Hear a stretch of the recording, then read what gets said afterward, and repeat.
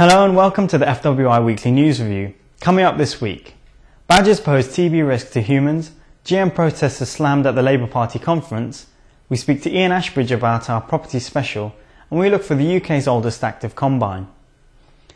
Concerns are growing that bovine TB could be passed to humans from badgers. Scientists say a woman infected with the disease is likely to have caught it from badgers in her garden. The report, to be published in a medical journal, says the TB strain was the same one circulating in badgers and cattle in southwest Cornwall. The woman's daughter and pet dog also tested positive for the disease following last year's test. The NFU says the woman could have inhaled urine from infected badgers while gardening. To read more on the report, visit fwi.co.uk. Food and Farming Minister Jeff Rooker has launched a scathing attack on anti-GM protesters. He told the Labour Party conference in Manchester that opposition to GM crops was a religion based on perception. He hit out at protesters who ripped up GM crop trials as their actions were affecting food production across the world. Food security is expected to feature at next week's Tory party conference as the Conservatives descend on Bournemouth.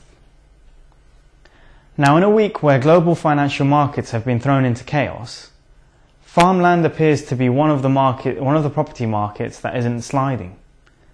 Online this week is a property special looking at the market for UK farmland in depth. I'm joined by business editor Ian Ashbridge. Ian, what's been happening to farmland values? Well, farmland values generally have pretty much doubled inside 12 months, reaching in some cases £8,000 an acre. There's plenty of land trades somewhere between £4,500 to £5,000 up to that £8,000 mark, but these are values that we haven't seen before. That's why the content of our autumn property special, which appears in this week's issue of Farmers Weekly, is now available online as well. And it includes articles not just on how to sell your farm and the value of farmland across the country, but items on renewable energy and a look at how investors are treating farmland, which compared to the rest of the wider economy and the events that we've seen unfold right from Northern Rock through to Lehman Brothers and now Washington Mutual, is being maintained as a really steady asset class and is attracting a lot of investors. Thanks for that, Ian. And finally, ever wondered where the UK's oldest combine is? FWI has been sent a selection of photos showing there is an impressive selection of older combines still doing good service across the country. To see all the pictures, log on to fwi.co.uk/old combines. That's it for this week. For all the latest news, log on to fwi.co.uk.